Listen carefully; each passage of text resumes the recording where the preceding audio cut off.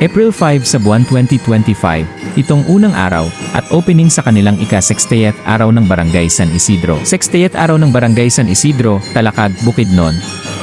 It's time to celebrate 6 decades of unity, progress, and community spirit. This year's celebration is packed with exciting activities for everyone, sports, games, and entertainment that will bring us all together. Let's make this celebration unforgettable. Parade! Maagang maaga, kitang-kita ang mga sangkatauhan na excited ng manood at gumanap. Sa mga nakadalo, for sure proud na proud kang ma-share mo ang bedyong ito sa mga kaibigan mong di taga dito. Tiyak din na ang mga taga rito na dumayo sa ibang bansa ay naglalaway sa kabunggahan na kanilang nakita. Pero okay lang. Kasi pag naka-cellphone ka makikita mo namang buo ang kaganapan. Drone featuring sa mga magkagusto sa pinakita ko, salamat. Iyawan ka lang ng reaction at comment sections para ma-shoutout kita sa next video. Sa mga bago pa lang nakapasok sa page ko, salamat. Pwede mo rin follow ang Wawa 2.0 Huawei Official. Follow sa mga di pa naka-follow. Pero, kung di mo naman gusto, scroll down ka na lang. Salamat!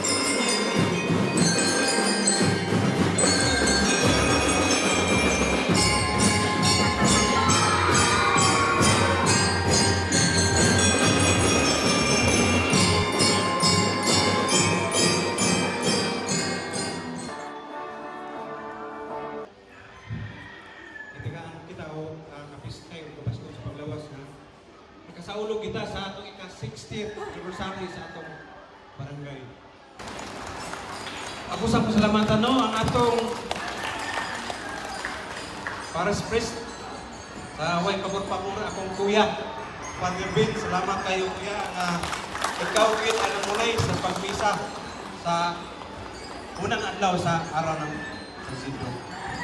Pasalamatan po nato no ang atong lectors, liw itong palakpakan, mga choir, itong mga alagad, mga sityo, upor president, ang atong mga guwapa nga mga kandidata, atong palakpakan. Ang kauban na po sa konsiyo, ako nagsasagsawa no?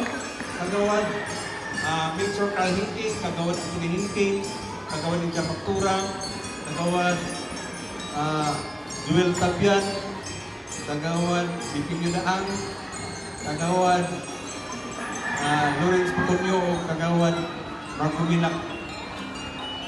Sa atong state person no, si Jana Michelle Maktura.